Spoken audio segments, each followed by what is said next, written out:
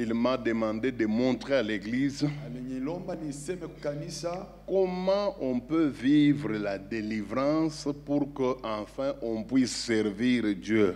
Je, unaweza kuishi ufungulivu juu kisha ya ile upate kutumikia Mungu? Comment vous pouvez expérimenter vous-même Je, unaweza kuishi binafsi une délivrance personnelle, ufungulivu ya wewe peke, laquelle délivrance va vous permettre de servir Dieu, de servir Dieu efficacement. Ile ufungulivu itakusaidia kumtumikia Mungu na nguvu. Et il m'a dit, Na aliniambia, il faudrait que j'enseigne pour ouvrir l'intelligence des chrétiens ilipasha nifundishe njia kufungua akili ya Bakristo sur cette affaire-là d'être délivré pour servir. yulu ya ile maneno kuhusu kufunguliwa juu ya kutumikia. Alors, deux textes seront très importants pour m'aider à travailler ce thème. Usomi mbili hapa itakuwa muhimu kabisa inisaidie Le kutumika yulu ya hii somo. premier texte, c'est dans Marc chapitre 8, versets 22 à 25. Usomi wa kwanza ni katika Marko sura yake 8 mstari ya 22 mpaka 25. Alors, pendant qu'on lit cela, Wakati beko nasoma ile, quelqu'un d'autre va se préparer pour lire Jean chapitre 9. En soi, je ne suis pas fanatique de longues lectures, mais qu'il lise et je vais l'arrêter quelque part. Donc, Jean chapitre 9, 1 à 11. mwingine atengeneze Yohano sura yake 9 mstari ya kwanza mpaka 11. Alors, on peut nous lire déjà Marc chapitre 8, versets 22 à 25.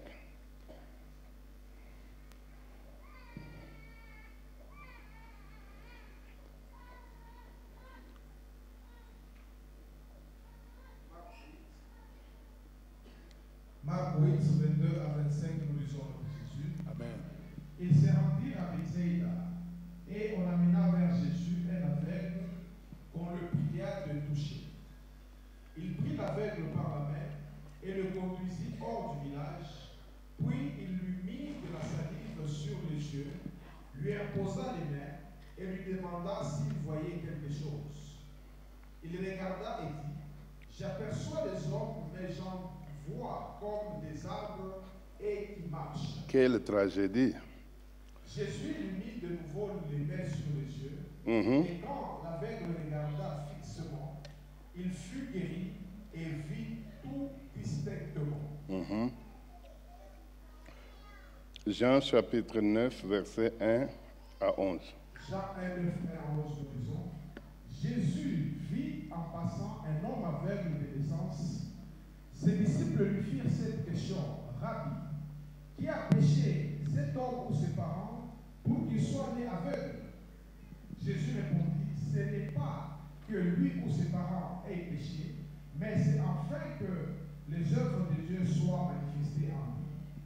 Il faut que je fasse, tandis qu'il est jour, les œuvres de celui qui m'a envoyé. La nuit vient où personne ne peut travailler. Pendant que je suis dans le monde, je suis la lumière du monde. Après avoir dit cela, il cracha à terre et fit de la boue avec sa salive. Puis il appliqua cette boue sur les yeux de l'aveugle et lui dit, va et lave-toi au réservoir de Siloé, nom qui signifie envoyé. Il y alla, se lava et s'en retourna, voyant clair. Amen. Amen. Délivré pour servir. Kufunguliwa juu ya kutumikia, Ou autrement dit, wala kusema ingine, libéré pour être au service de Dieu. kufaniwa huru juu ya kumtumikia Mungu.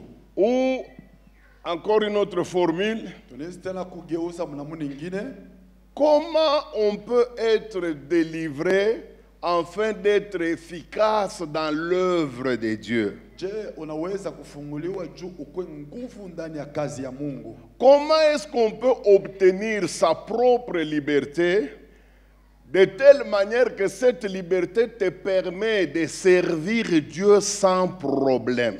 Je, unaweza kupata uru juu ile uru ikusaidia kumtumikia Mungu bila shida? Puisque servir Dieu, ce n'est pas un problème en soi. Kwa sababu kumtumikia Mungu haina shida.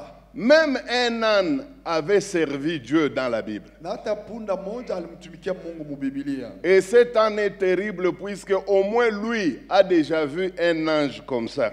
Na ule punde kwa hatari kwa sababu yeye amekwisha muonaka malaika kwa macho. Mais aujourd'hui, on a beaucoup d'apôtres qui n'ont jamais vu même un moustique dans une vision. Mais cet âne, lui, avait vu l'ange. Leo tuko na ba mitume mingi sana bila bo kuona ta malaika muonyo, lakini ule punda yale onaka malaika. Et cet ange avait corrigé même le prophète. Cet âne, il a servi Dieu, mais un âne. Ule punda alimu saidia na mtumishi ule punda alimtumikia Mungu. Mais quand vous allez au ciel, vous ne trouverez jamais cet âne au ciel. Lakini ukiende kumbingu utamkuta ule punda kumbingu. Et pourtant, il a vu l'ange. Kwa sababu yeye naye aliona malaika. Et pourtant, il a corrigé la démence du prophète. Lakini alimsaidia bazimu ya nabii ule. Il l'a même remis sur la route. Na alimrudisha katika njia. C'est pour vous dire que servir, tout le monde peut le faire. Mais servir Dieu tout en étant délivré, c'est ce qui est très très difficile. Samson a servi Dieu. Mais vous savez là où il a terminé sa vie. Judas a servi Dieu. Mais vous-même, vous connaissez comment il a terminé sa vie. Je pense aussi à Géasi, le potentiel héritier de toute l'onction d'Élisée. Il est mort sans aucune goutte d'onction d'Élie sur lui. Et ce qui est grave, alors qu'il n'était pas encore déchu complètement, alors qu'il vivait avec son maître, son maître lui a donné un bâton pour qu'il aille ressusciter un mort. Il n'était pas encore dans la disgrâce, mais il a échoué même de ressusciter un mort. Et il est mort dans une honte inexplicable. C'est vous dire que servir, tout le monde peut le faire. Mais servir Dieu tout en étant totalement délivré, c'est très rare.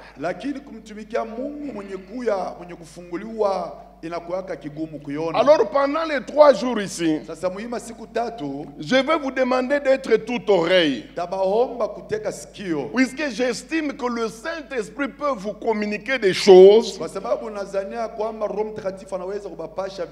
qui peuvent vous aider non seulement à expérimenter sa délivrance dans sa pensée, mais surtout de servir Dieu efficacement après que vous serez délivré. Je vous ai proposé 2 textes.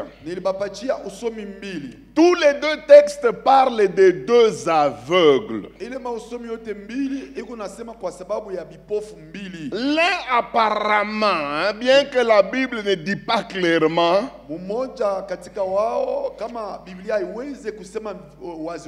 l'un apparemment, on dirait qu'il avait l'habitude de voir avant de tomber dans la cécité.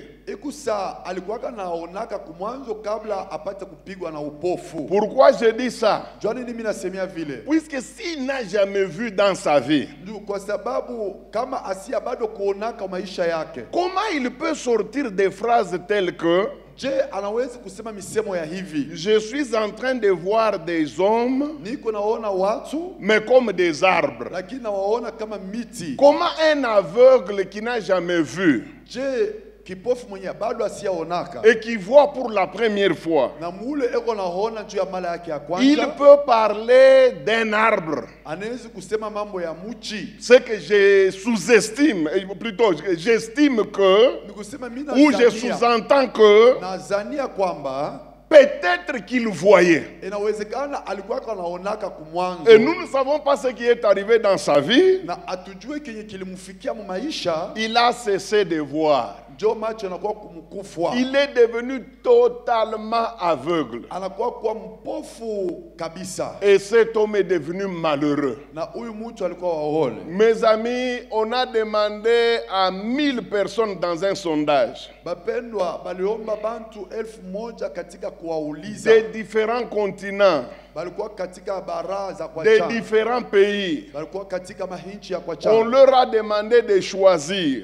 bali balomba kuchagua entre le fait de ne pas voir katikati ya upofu et le fait de ne pas parler. na katikati ya kutokusema. Vous allez choisir quoi? Utachagua nini? Tous les 1000 ont dit vaut mieux qu'on puisse voir, Wote 1000 balisema iko mzuri kuona, mais que nous soyons muets, c'est pas grave.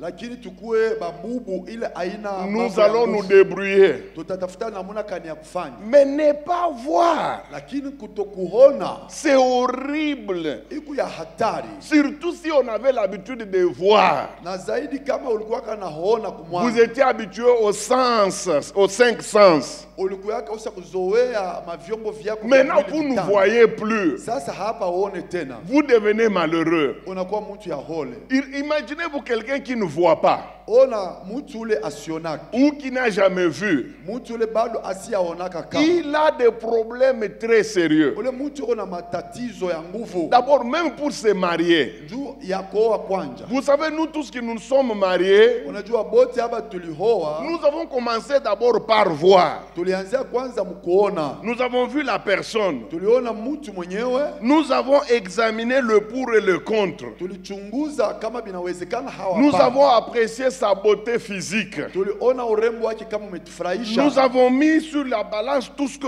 nos yeux nous présentaient. tulipima kuona byote bile macho Et ilituambia, nous décidons de nous marier. na njo tulichukua mpango ya Mais un kulunga. aveugle, s'il faut qu'il se marie, Sasa mpofu kama inabidi apate kuoa, il peut se marier à la femme la plus moche. Le seul avantage, c'est qu'il ne saura pas qu'elle est moche. ataoa bibi mwa mubaya kuhuso sasa kitamsaidia ni juu ashijua asema huyu bibi anakaka mubaya. Et puis même quand la femme est fâchée, il ne saura pas. Hata kama bibi mwenyewe amekwisha kasirika hatajua. Peut-être si la femme se fâche tout en parlant, Kama bibi anasirika mkusema, puisque la tonalité peut trahir l'esprit qui est derrière la voix. juu namuna ya kusema inaweza kutosha nje akili ya namuna ya kusema ile. Et un aveugle, il est victime de tout. Hein? Mupofu eko muathirika wa maneno yote. Il peut être là en train de mendier. Anaweza kuwa pale eko na lomba. Vous déposez dans sa main une pièce ramassée dans un garage. Munamwekea mkono yake chuma. Et vous lui dites que c'est $5.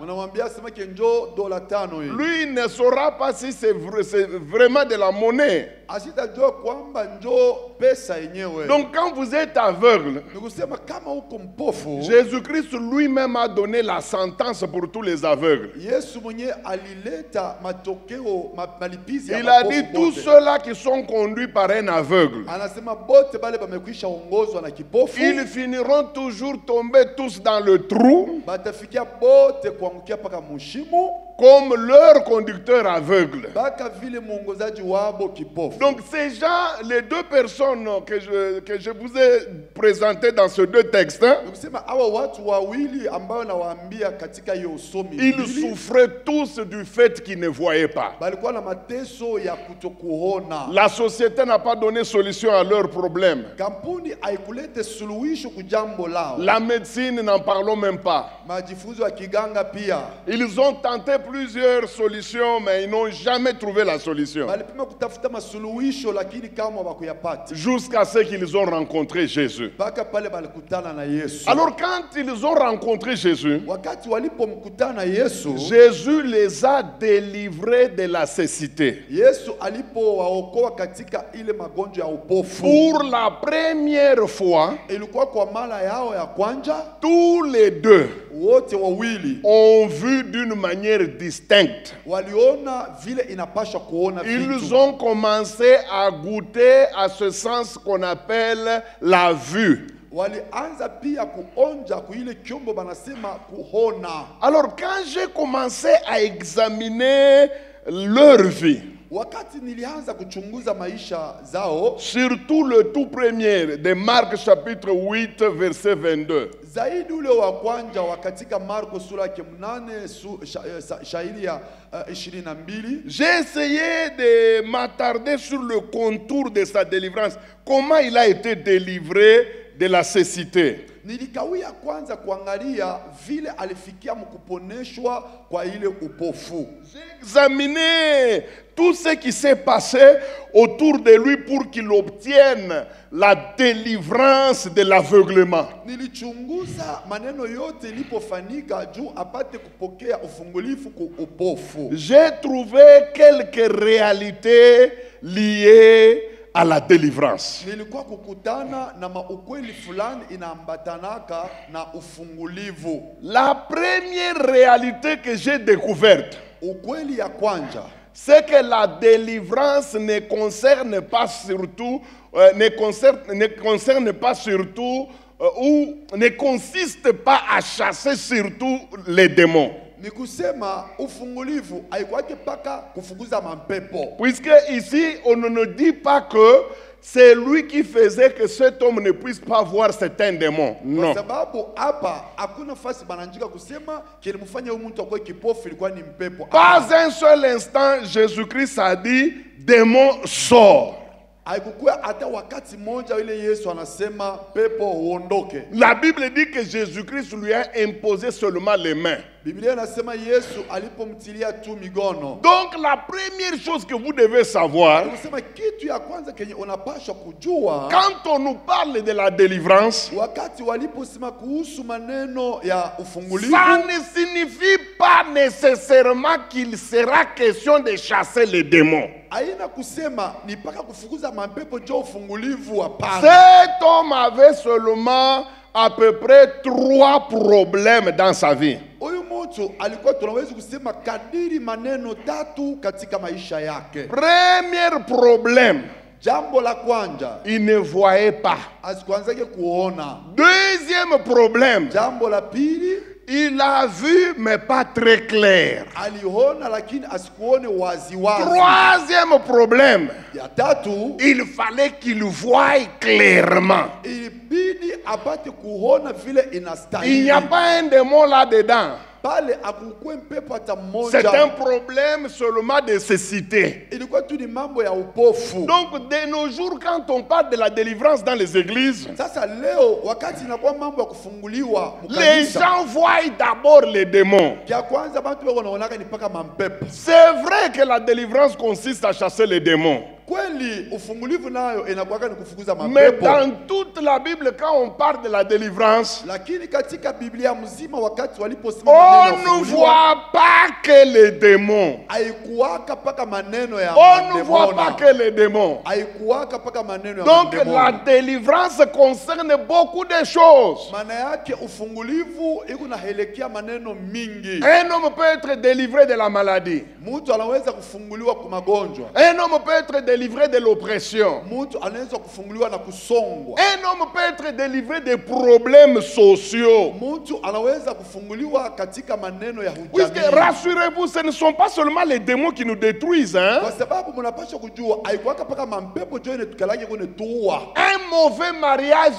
peut vous détruire. Hata ndoa mubaya inaweza kukuharibu. Une mauvaise femme, un mauvais mari peut vous faire voir l'enfer. Bibi mubaya wala bwana mubaya anaweza kufanya unaishi maneno ya mubaya kabisa. Akab a eu des problèmes dans sa vie, ce n'était pas dû au démon. Ahabu alikuwa na matatizo maisha yake yalikuwa kwa sababu ya Le mapepo. roi Akab, s'il a été malheureux, Huyu mfalme Ahabu kama alikuwa wahole, c'était à cause de la qualité de son mariage. ilikuwa ni kwa sababu ya hali ya ndoa yake. Il avait une femme qu'on appelle Jézabel. Bibi yake njo mwenye balikuwa anaita Yezebeli. Et plus tard, Na kisha il y a même un démon qui a pris le nom de Jézabel. kulikuwa kwa na mpepo mchafu mwenye alichukua jina ya Yezebeli. Donc la délivrance ne concerne pas seulement les démons. Maana yake ufungulivu haina paka kufukuza mapepo. Une vie sociale déséquilibrée peut vous rendre malheureux.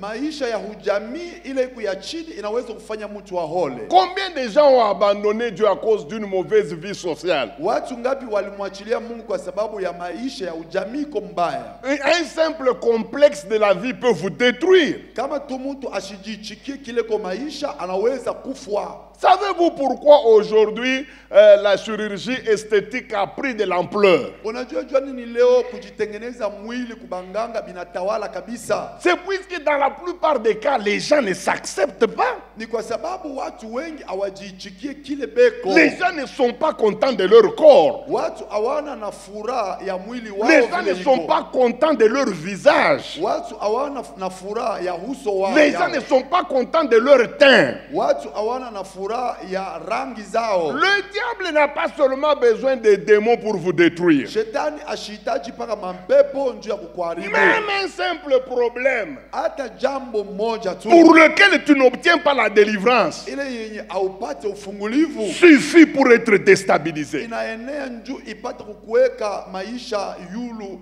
ya mambo mbaya. Deuxième chose que j'ai remarqué dans ce texte, Kitu ya pili kenye nilipotazama katika hiyo somo, je l'ai déjà dit niliyasema quand j'introduisais le premier principe wakati nilikuwa naingilia ku kanuni ya kwanza lié à la délivrance. ile inaelekea La ufungulivu. deuxième vérité ou le deuxième principe lié à la délivrance, Ukweli ya pili wala kanuni ya pili inaambatana na maneno ya kufunguliwa c'est que la délivrance est toujours un processus. ni kusema kufunguliwa kuna kuwaka paka pole pole pole pole. Non, non, pas quoi, toi, quoi, Hatua toi. kwa Pas pour le hatua. pole, c'est lentement. Mais c'est, donc c'est un processus. Inakuwaka hatua kisha hatua ingine. Souvent, nous, les pasteurs, quand nous prions pour quelqu'un, Wakati wachungaji tunakuwaka naombeaka watu et que l'amélioration se fait au fur et à mesure, na kama mtu anaanza kujirekebesha katika hatua kwa hatua ingine, surtout les gens qui n'exercent pas le même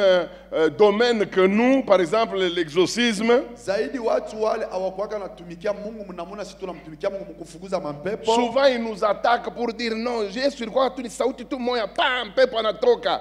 Banduku, hapa ina nkambo yake ya Ezra seko na kutosha mademo. Ni Yesu wa Mnazareth. Anapika ya kwanza ineshue. Ni Yesu, haina Ezra.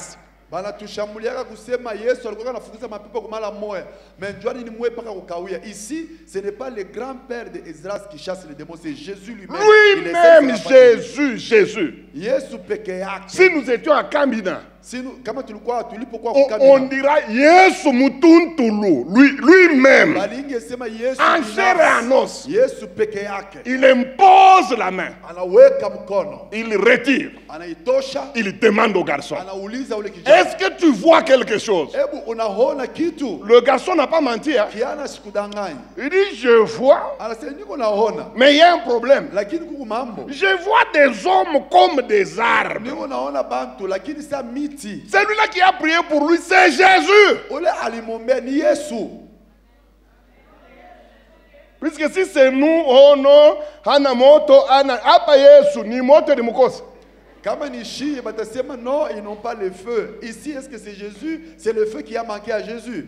Et pour qu'on ait kutosaka kota moya, Et wabuongo. d'ailleurs, pendant que tu m'attaques, tu as même déjà tenté de chasser même un seul démon. Et Jésus a repris encore le processus. Jo Yesu akarudilia tena mara ingine. Cette fois-là, il y est allé un peu bizarrement. Hein? Hapa alibifanya binakuwa saa abina tu vile ilipaswa kufanya. Pour le premier aveugle, Kwa mpofu wa kwanza, la Bible dit il prit sa salive, Biblia anasema akachukua mate yake, il l'applique sur les yeux. akamutilia kumacho. Pour le deuxième aveugle, Kwa huyu wa pili, la Bible dit qu'il cracha sur la terre. Biblia anasema akatema mate chini Et puis il fit la boue. na akafanya matope. Yesu anafanya poto poto. Ici c'est Jésus qui fait la boue. Première imposition de main, il a raté. Puisque la première imposition de main a raté. Et puis il prend ça, Na kisha il akaichukua l'applique aux yeux. akamtia kumacho. Et la Bible dit, Na Biblia inasema il imposa de nouveau les mains. akamutilia mara ingine Dans mikono. d'autres versions, on dit, il imposa pour la seconde fois. Mkusema kwa waandishi wengine anasema akamtilia mikono kwa mara ya pili. Alors il demande au premier aveugle, Jo akamuuliza kipofu wa kwanza, as-tu vu quelque chose? unaona kitu? La Bible dit, Biblia anasema il fixa. akamtazama, Et puis il vit clairement. ndo alipoona sasa kwa Vous voyez que wazi. cet homme a connu 3 étapes. Unaona huyu mtu aliona mahatua tatu. Première étape, Hatua ya kwanza l'étape de non-voir. ilikuwa ni hatua ya kipofu. Il est venu devant Dieu, devant Jésus pour voir. Alikuwa kumbele ya Yesu njoo aone, Il ne voyait pas. kwa sababu asikuwa naona. La deuxième étape, Na hatua ya pili il est entré dans la dimension de voir les hommes comme les arbres. alifika mu hatua ya kuona batu, lakini kuna baona kama miti. S'il était parmi les gens de Lubumbashi, Kama alikuwa katikati ya batu ya Lubumbashi, il arrêterait déjà le processus là-bas en disant Kiakabaila mina ona. il allait arrêter le processus pour dire non, ce qui est important, ce que je vois. Mais ranza kona modèle can. Et pourtant, il voyait de quelle manière. Imaginez-vous quelqu'un qui voit des hommes comme des arbres. Imaginez-vous, mtu konaona batu lakini kama miti. Imaginez-vous si ça s'arrêtait là-bas. Batu kufikali kama iliposimamia pale. C'est là que je veux parler aux hommes de Dieu. Jo ile minapenda kuongea na batumishi wa Frère, Mungu. faites attention s'il vous plaît. Ndugu inapaswa kukeba hange. Vous savez, hein, Unajua dans la délivrance wakati ya kufungula de cette personne aveugle, ya huyu mtu alikuwa kipofu, il y a au moins, kulikuwa tunaweza kusema kadiri, il y a au moins kulikuwa 3 ou 4 éléments essentiels maneno tatu wala hine ilikuwa ya muhimu qui pouvaient conduire ce garçon ile ilingempeleka huyu à kijana sa délivrance totale. kwa ufungulifu yake ya tele. Premier élément, Kitu ya kwanza c'est d'abord lui-même. ni ye peke, Lui-même là, ye peke ule il avait un rôle à jouer. alikuwa na kile anapaswa kufanyia amo. Deuxième élément, Kitu ya pili c'est le problème qu'il avait dans sa vie. ilikuwa ni mateso ile alikuwa nayo maisha yake. Vous savez que cette personne ici, Unajua huyu mtu elle est la première personne dans la Bible à obliger Jésus à faire 2 fois l'imposition des mains. Depuis que Jésus est sur la terre, il imposait les mains, il y avait solution. Il imposait les mains, il y avait solution. Le premier cas que nous pouvons appeler le cas le plus compliqué, entre guillemets, ni à un garçon. Alors, connaissant mambo konayo, usijicomporter sa frère moya ule wa imposition de main moya napona lwa kanene. Wona yuwa kwenu. Unayua vile kunekalaka, unayua mademo ya kwenu, unayua buloshi bwa kwenu. Papa, usifate mouvement ya mtu moya yapataka maproblème mu maisha yake, anengia mwasoneri jua kukombana na pasteur, umwacha kombana we, uchokipe na mambo yako. Cet homme était le tout premier cas dans le ministère de Jésus à obliger Jésus de pouvoir reprendre 2 fois une imposition de main. Ça signifie quoi? Ça signifie que cet homme avait un problème. Et le problème qu'il avait, il a constaté, c'est comme toi, tu es venu dans cette église, tu connais bien le problème de chez toi, tu connais bien comment vous souffrez, tu connais bien l'état de ta famille. Alors, tu ne dois pas perdre ton temps à suivre quelqu'un qui est venu ici au moissonneur pour combattre le pasteur. Et pourtant, tu dois bien t'occuper de ton cas, car c'est ce qui est Le important. problème qui t'a amené devant Jésus là est très déterminant pour la suite de ta vie. iko ya muhimu kabisa njuu ya maisha kwa vile itakuya. Mungu alikuleta umu aishe mikishi ya kwenu na alikuwa kuyua aseme huyu bwana majari ya maprobleme eko naye ni mutoshe kombele muneo apostolike ni mutumeko kwa Reverend Kyungu experimentata musaidi. Sasa wewe unasabu ile mambo ilikuleta unafanya parti politique ingine mumkanisa. Dieu savait le type de problème que tu as. Alors il a dit, c'est monsieur, à cause des problèmes qu'il a, que je le soutire d'abord de Néo, que je l'amène au pied du révérend Pierre, afin qu'il soit sauvé. Mais tu as oublié cela, tu as commencé à créer des partis politiques dans l'église. Je vais vous ouvrir l'intelligence. Si vous êtes intelligent, vous allez voir que ce jour-là, Jésus-Christ faisait des guérisons. C'est la Bible. Jésus-Christ faisait beaucoup de guérisons ce jour-là. Et vous savez ce que la Bible dit? On lui amena ce garçon-là. Donc, parmi c'est-à-dire, on l'a amené au milieu des gens qui avaient des problèmes. La différence entre lui et les autres qui avaient des problèmes, c'est que tout le monde avait des problèmes moindres. Je les traite de moindres par rapport à son problème à lui. Les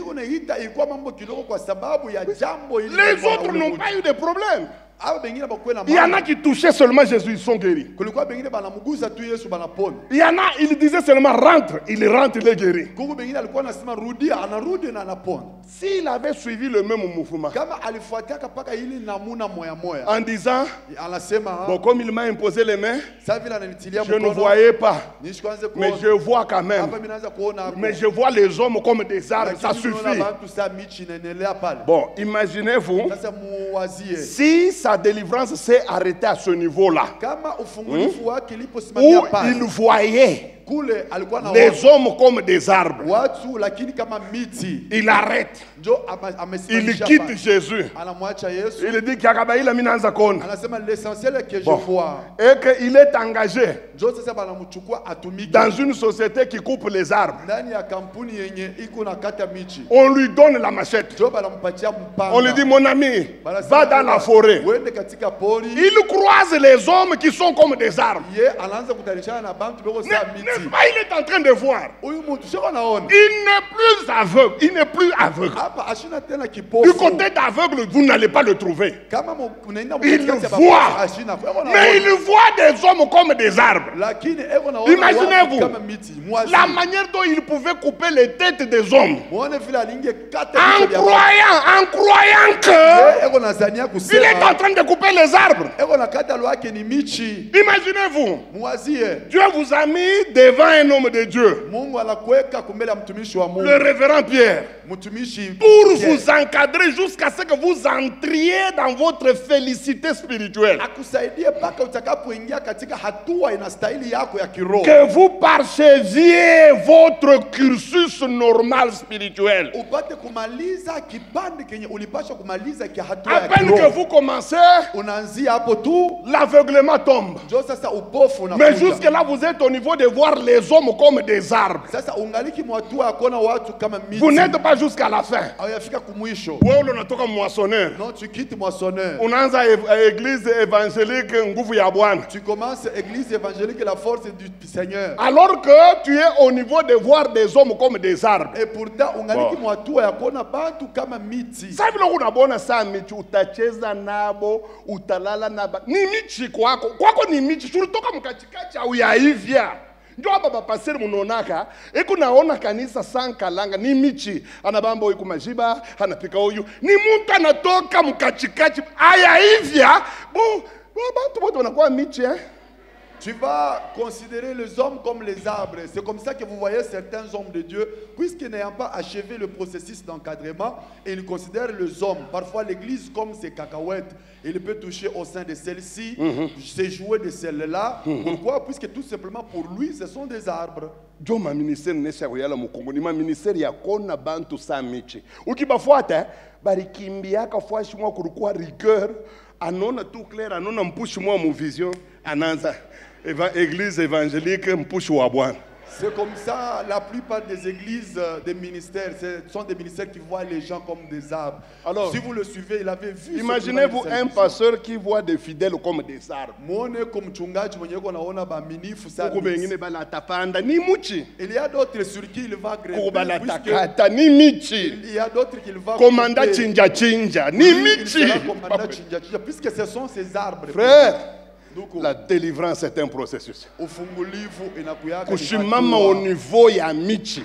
S'arrêter au niveau de voir les choses comme les arbres et les cannes à sucre. On lui a bien posé la question, est-ce que tu vois? Seigneur, je vois. Oui. Je vois. Mais comment tu vois? Oh, je vois des hommes comme des arbres. Jésus dit, quelle tragédie. Moi, je n'impose pas les mains pour que tu commences à voir des hommes comme des arbres. Allez. Deuxième touche. Il faut que je te donne une touche qui va te permettre d'aller au niveau de voir clair. Je voudrais d'abord te poser la question. Depuis que tu es chez les moissonneurs, tu es à quel niveau? Tu es au niveau où tu ne vois pas? Ou bien tu es au niveau de ceux-là qui voient mais qui ne voient pas clair?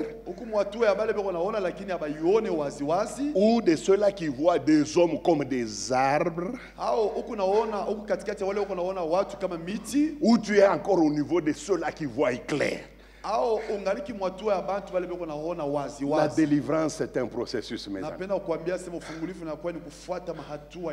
Quelqu'un qu'on a livré à Satan par sa propre mère, il n'aura pas les mêmes problèmes que celui qu'on n'a jamais livré à Satan. Qu'on nous vous trompe. Je sais que vous allez entendre des prédications telles que les maris de nuit n'existent pas. Ule kunasema vile ashiwe kintu.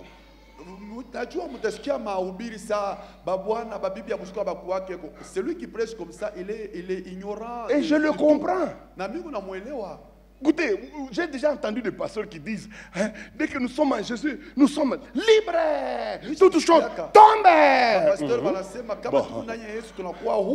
Souvent, les pasteurs la recourent bien. Zaïd, ce sont les pasteurs qui avaient bien mangé et ils étaient rassasiés. Mais si vous êtes passé par des problèmes comme ceux par lesquels tu ne peux pas dire ça. Moi, j'ai rencontré une jeune fille. Cette jeune fille est de Bandundu. Vous savez, je ne veux pas être trop détaillant pour ne pas blesser certaines susceptibiltés. Hein. Vous savez, au Congo, dès que tu touches une tribu de quelqu'un, c'est comme si tu as touché Dieu.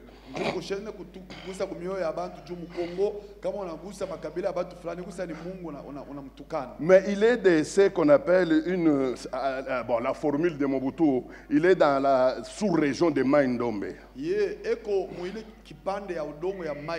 Alors il y a un petit village là, un petit village très reculé. Et là-bas il y a une tribu. Hein? Imaginez-vous, depuis cette tribu existe sur la terre.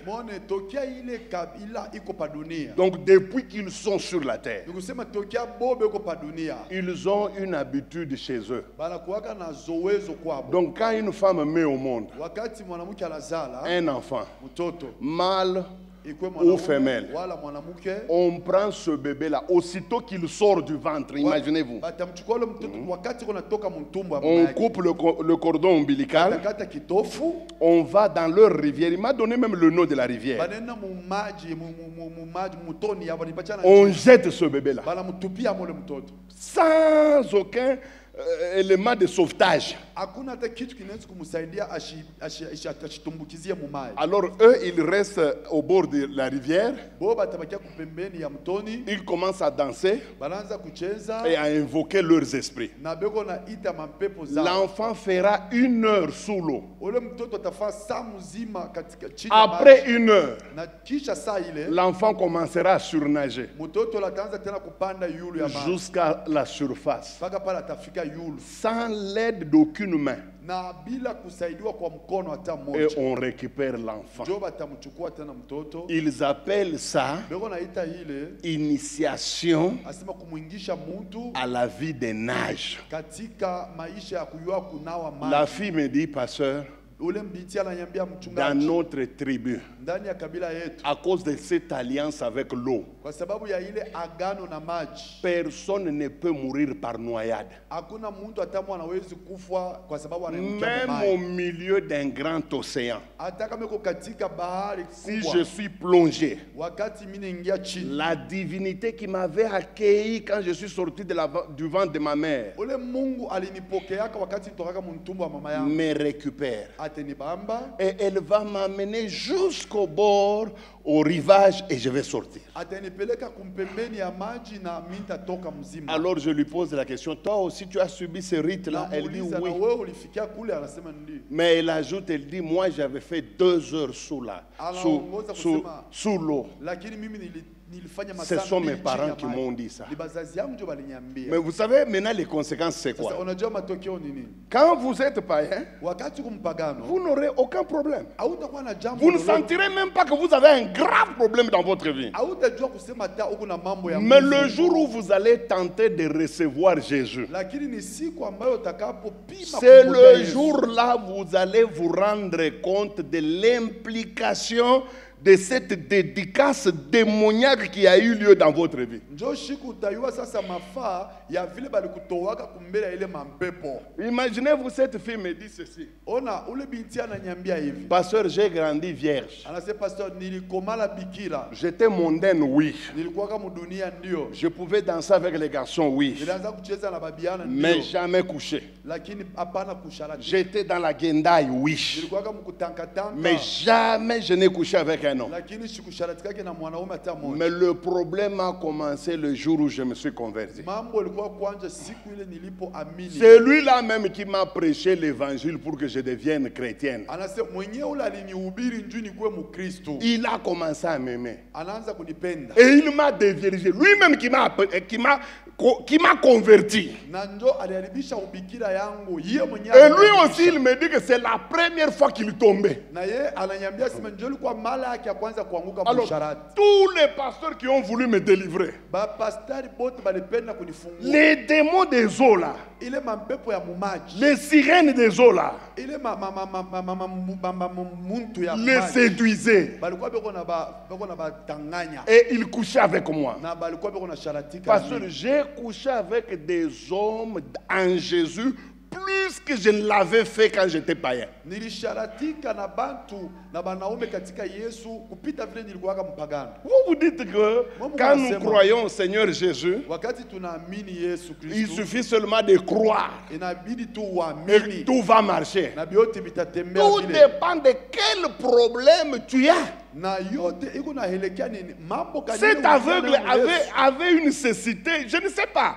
Ce n'était pas un démon, mais c'est grave, puisque si c'était un démon, Jésus-Christ aurait dit, démon sort. Il ne l'a jamais fait. Huyo mpofu alikuwa na upofu moya. Mimi siyo kama ni pepo. Tu kama ilikuwa mpepo, Yesu alingesema pepo toka, na lakini Yesu asikufanyake vile. Est-ce que c'était pathologique? Ilikuwa njoo Bon. vile mwili yake. Quand bien même c'était pathologique, Kama ilikuwa ni mamikrobe. il suffisait que Jésus-Christ s'impose les mains et la solution était là. Kumbi Yesu alingetia tu mkono na anapata. Imaginez-vous, il avait une catégorie de cécité qui a obligé Jésus de faire des choses qu'il n'avait jamais fait sur un autre malade. 1, il lui a imposé les mains 2 fois. 2, il a craché. Il a fait la boue, il a mis. 3, il lui a dit beaucoup de choses.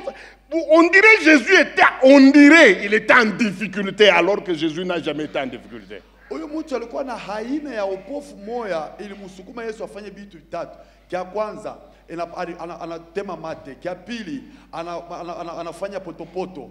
ikusa Yesu alikuwa katika magumu lakini Yesu bado asiyakuwa katika kigumu. Je répète. Narudilia. Je dis le processus de la délivrance dépend de 3 ou de 4 éléments. Nasema hatua ya ufungulivu iko naelekea na vitu vitatu wala Hein? kwanza. Vous-même le malade, Wewe mwenyewe mgonjwa, le récipiendaire qui avait besoin de la délivrance. mwenyewe anapenda papate 2. kusaidia. Wapi? La qualité des problèmes que vous avez. Mambo kanilo kunayo. Shibo tatuna na mambo moya hapa. Tous ici nous n'avons pas le même type de problème. Amuta nyambia sema jeune fille ule baba yake njo alimudevierge.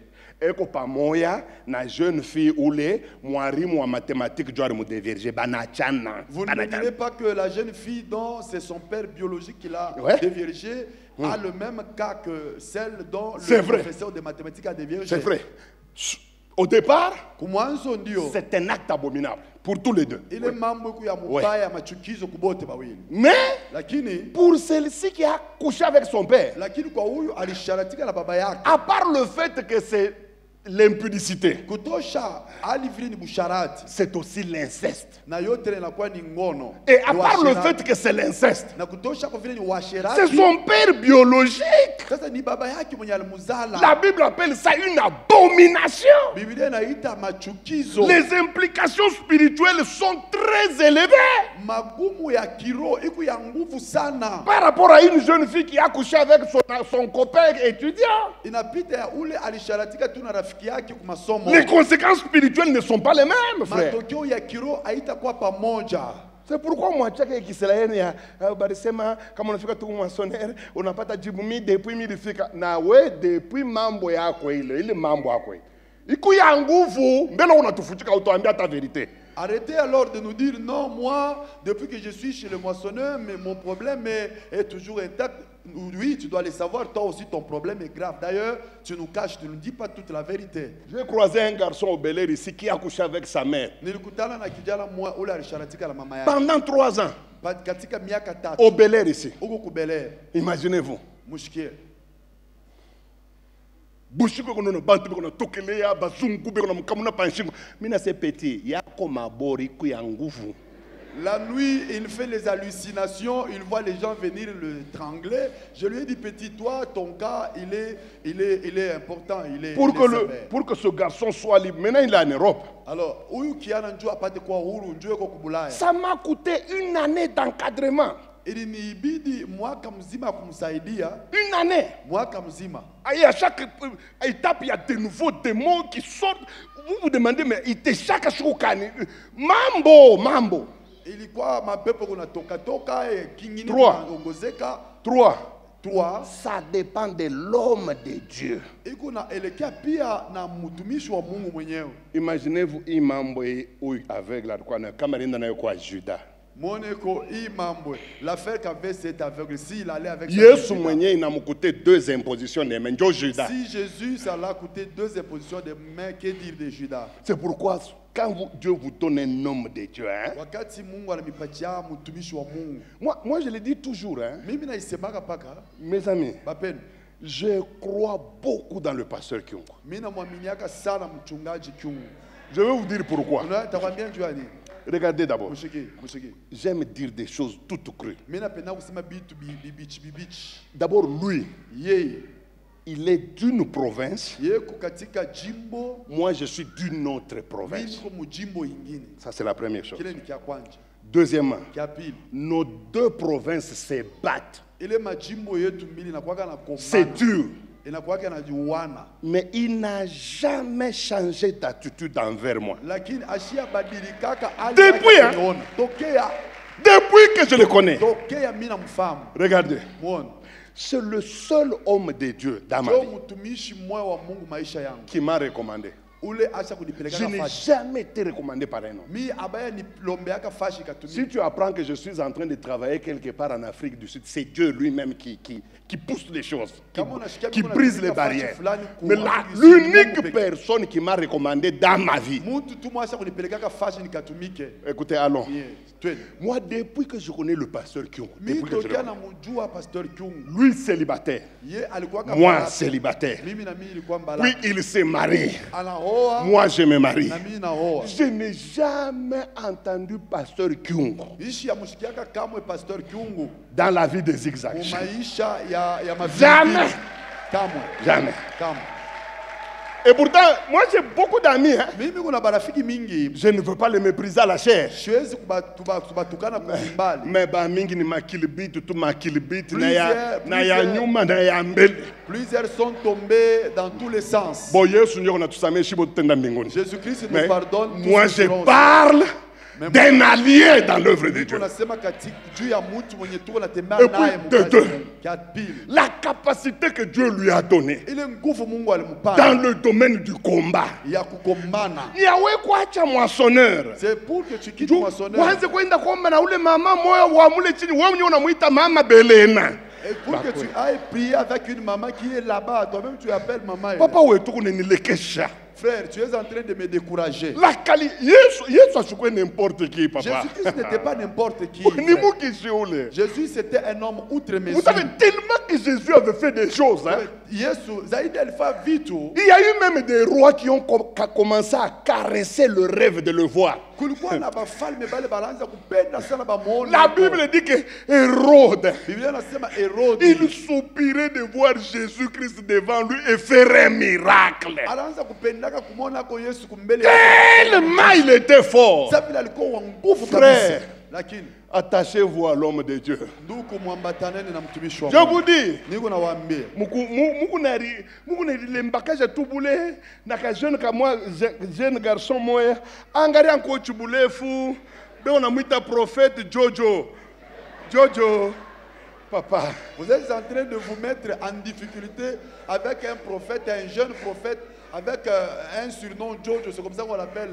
Tellement asusoma que Bible nakwambia seme Habakuki alikuwa mwanamke mwa mrembo sana. Unaona kuna mnafika na prophète wa. Il vous dit que Habakkuk était une fille très jolie de figure. Et C'est pourtant, triste.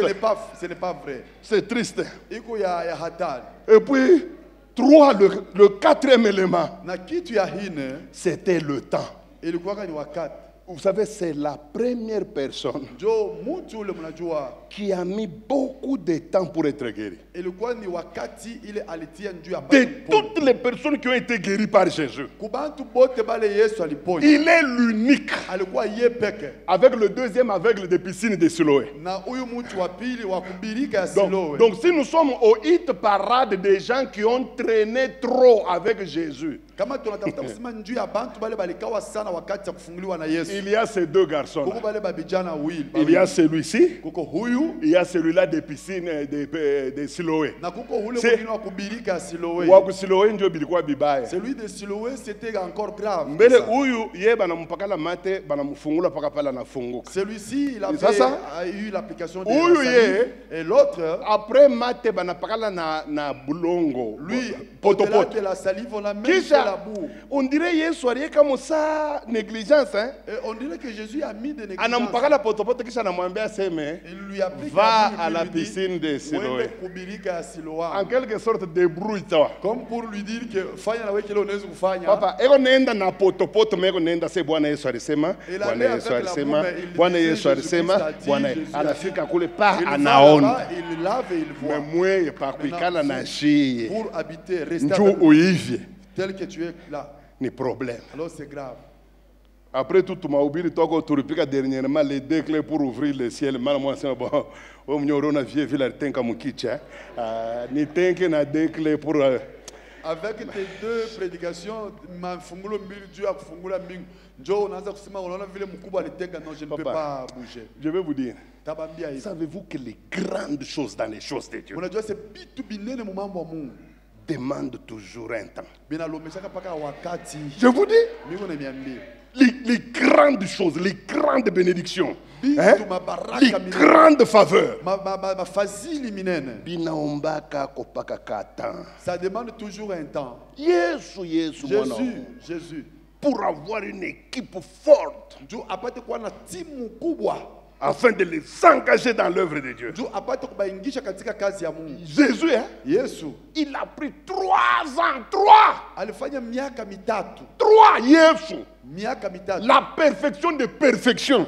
Yesu mwenye alikuwa kamili wa kamilifu. 3 ans. Alifanya miaka mitatu. Moi, je croyais que comme il est plein de la divinité de Dieu, Nilizania kusema vile amekwisha jaa na umungu wa il suffit Mungu. toi nabeba Pierre. Alingechukua tu Allez, Petro. Pierre, kwanzia leo unakuwa wa nguvu sami. Ah, c'est Pierre, dès aujourd'hui tu es devenu 3 ans. Et dans les 3 ans, c'était quoi? na mwili miaka tatu ilikuwa ni Les enseignements. ilikuwa ni mafundisho. Dans les 3 ans, c'était quoi? Mwili miaka tatu ilikuwa Les ni reproches. ilikuwa ni kubasaidia la Les kubashauri, kubashauria, Kubalaumu. kubalaumu. Kushauria ni conseil. C'est jusqu'à quand serai-je avec vous? Alikuwa anabambia sasa mimi nitabakia na mwe paka wakati gani? Bale naambia vile ni baba bobe na batoto eh. Il parle aux parents. Unaona mwana anafungula kinywa sasa petit anafia kutone. Vous avez entendu quelqu'un dire non, ce petit veut se jouer de nous. Kama ni shinjo mnaanza tuambia mnaanza kutukumbusha miaka. Si c'est nous, vous commencerez à nous rappeler notre âge. Le pasteur doit savoir quand même qu'il y a une différence de 5 ans entre moi et lui quoi. Un pasteur anapaswa kujua kusema kuna kwa katikati ya yeye na mimi. Sasa wewe unajua vile ulinifuatiani. Toi tu le savais, pourquoi tu es venu? Wewe unajua ile différence ulifuatani. Tu connaissais bien cette différence alors que tu es venu suivre ici. Écoutez, pour être fort, Njoo upate kwa nguvu, pour être grand, njoo upate kwa mnene. il faut le temps. Inabidi wakati. Hata bukwe bashimi. Même Unaona le mariage. nini unashangaa leo unaona jeune fille, jeune garçon banaoana leo. Après une année à mariage banika ma photo. Ndio banandika kule. Jusqu'ici le Seigneur nous a secourus. Beko nanjika une année. Moi, ça m'étonne que de voir une jeune fille. Uliza mama yako leo mkatuba ule baba yako aliachaka mu 75 atakwambia bali achana sana. À ses papas et à cette maman là qui se sont refusés à 75 Attends, ans. Même le mariage. Unaona pale tunaoana pona ba mama Emilie. Quand nous nous marions encore avec les mamans Emilie. Pale tunalewana ni mamili. Là, c'était que nous étions ivres les uns les autres de corps. Haina mapendo. Ce n'était pas l'amour. Tunalewa ni mabilari. Nous étions éblouis par la poitrine. Tunalewa ni marevolver. Nous étions éblouis par les vile. revolvers. Ni kumwanjo. C'était au début. Ongo ya kuzarie ba 2, ba 3, ba 5. Quand elle va te donner 2, 3, 5 enfants. Majibe nanguka. Lorsque les seins vont Bile tomber. tu bidanza kukushutusha pale kuna ma 18 ans binazambalala. Tout ce qui était Papa, en train de t'éblouir quand elle avait 18 ans, quand ça va partir. Na Mungu. Si tu n'as pas Jésus, Utaoka majorette. tu vas chercher une majorette. Je te l'ai dit. Mimi nakwambia. C'est pourquoi bino hata kupendana kuingiana sana binombaka miaka. Même avoir un amour vrai, ça demande toujours beaucoup. Kuko ma phrase moya. Il y a des phrases Pale tunaoana na mama Emilie. quand nous nous marions encore avec ilianza maman Emilie. kunishirikisha kama naitosha mkinywa. Moi ça m'énervait quand Mais je leo le prononçais. wingi bwa miaka mine izoa mina yasema aisinifie kile inaanzaka kusinifie. Aujourd'hui, puisque ça fait maintenant longtemps, je sais que ça ne signifie pas ce que ça signifiait à l'époque. Et puis hapa sasa anisha kwa rafiki moi c'est que tunapikana mashode ni grave. Et aujourd'hui, elle est devenue une amie telle que nous sommes vraiment en train de jouer à tout moment. Et Kinafua vile ni miaka. vous savez, ce qui a fait ça, c'est quoi? C'est le temps. Ni miaka. Le temps que ça a pris. Et puis mhubiri Et d'ailleurs, un prédicateur anakuyaka nguvu na miaka. devient fort par rapport au temps. Aina hii ya pa Facebook. Ce n'est pas quand vous voyez les choses sur Facebook. Là. Derrière toi, je suis en train de voir le nom de Nicole. Oh non, Et il est ni bivukutu bya mwanzo ya zawadi. Ça, ce n'est que la chaleur du début. Ba vielu Bakubwa. banana waka yulo. Eux, ils nagent plus haut. Woye, tu as combien d'années en Jésus? Mais tu veux avoir tout ce que les grands pasteurs ici ont. Mais tu veux, on appelle Ça me fait très mal. Le ministère aujourd'hui, c'est toujours, oh non, Pastor Rudia anakuwa na kimotoka. Oh non, en tout cas minami paka nifua nguvu. Non, en tout cas mimi na dadangu mwa Canada atanitisha. Papa, ce n'est pas ça le ministère. Si benye waba ata hapa leo tu na bile bintu, mais pale tu na bianzia hapa tukuyuka sisi tubipata. Sami mishukuyuka sisi mu ministère mu Yesu anezo kupa motoka. Puisque pale mimi naamini Mungu ba pasteur bangu balikuwa baje.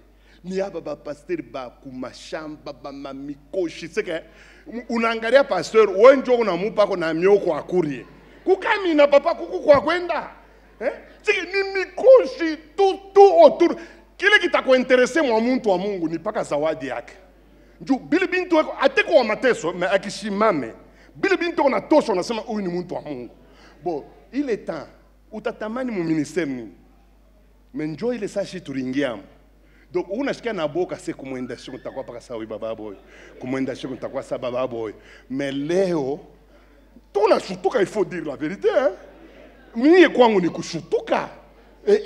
Mukichwa sikwanza kuwazia kwa taseme un jour mi Ezra huyu mitanzaka kushuka na mie ata mu Francfort bantu me na nyongwa kwa aéroport. C'est vous le pasteur Ezra? Oui. Nous sommes venus pour te prendre. Basha unibeba masakoshi mukachika chimungu na bazungu niendo ku muzungu na nirudisho kwa kwetu. Je n'avais pas prévu ça. Aujourd'hui, le ministère, c'est devenu toujours quand le pasteur est revenu avec une voiture, moi aussi je dois en avoir. Et pourtant, je me pose la question, ça me fait très mal. Nous, quand on entrait dans le ministère, on ne voyait pas toutes ces choses, on ne croyait même pas. Puisque ce n'est pas à Kamina que vous allez voir une voiture. Les hommes de Dieu qui nous ont encadrés, nous, ils étaient comment? C'était des gens qui allaient toujours au champ. Quand ils revenaient, ils avaient une vie très, très, très malheureuse. Et nous, ce qui nous concernait chez eux, ce n'est que le don qui était en eux. Aujourd'hui, je peux dire que ça m'étonne aussi que de voir, moi, aujourd'hui, je commence à toucher aussi à avoir une voiture. À l'époque, je ne pouvais pas imaginer. Je ne pouvais pas croire que c'est moi qui pouvais avoir une voiture dans le ministère. Mais le Seigneur a fait grâce. Aujourd'hui, je commence aussi à en avoir. Ça m'étonne qu'aujourd'hui, c'est moi qui descends à Francfort, par exemple. Il y a des gens qui viennent me voir. C'est vous, le pasteur Ezra? Je dis oui. Et après ça, il y a des blancs parmi eux. Si je veux bouger, ils m'aident à me remettre sur la route. Alors ça me dit, Dieu, il est bon et ça m'étonne. Je vais vous dire la vérité. Peut-être vous n'avez pas vu. Mais moi, j'ai vu papa Pierre se marier à maman Mélanie. J'ai assisté à leur mariage. J'ai vu leur première logis ici à Kimbwambwa. Papa, ile nyumba ta Mungu anakupa leo ya bula utechika. Cette maison-là, si Dieu te l'a donnée aujourd'hui, même gratuitement, tu ne vas pas l'accepter. Moi, tu bile bintu yonu bia kutuchambulaka bila raison. Arrêtez de nous insulter si toi aussi gratuitement. tu passes par le même processus que chez utakimbiamo. Si nous te demandons de passer par le même processus que nous, tu vas fuir. Mais si vous êtes patient, vous suivez le processus tel que l'aveugle a suivi. Puis, quand même, on dirait hier soir me soumettre je ne sais pas pourquoi Jésus-Christ a fait ça, mais ça. Jésus l'a soumis à l'épreuve, imaginez-vous. Il prie, il dit, fais-moi le match. Il regarde, il dit non, tu ne vois pas. Il prie encore, et puis il met de la boue. Frère, si vous êtes impatient, vous quittez, vous dites, tu peux te fâcher. Yes. Mais il a accepté. Il a été soumis à l'épreuve du temps. Il a accepté. Tunaweza kusema Yesu alimchokesha huyo bwana njoo kwanza anampakala mate anamwambia fungula macho kama sikuwa mvumilifu alingesema huyu mtu aone nichezea mibia hivi shipendake na anatoka lakini alichika alivumilia mambo yendeke kwanja vile. On va continuer demain. Tutaendelea que Dieu vous bénisse. Mungu ababariki.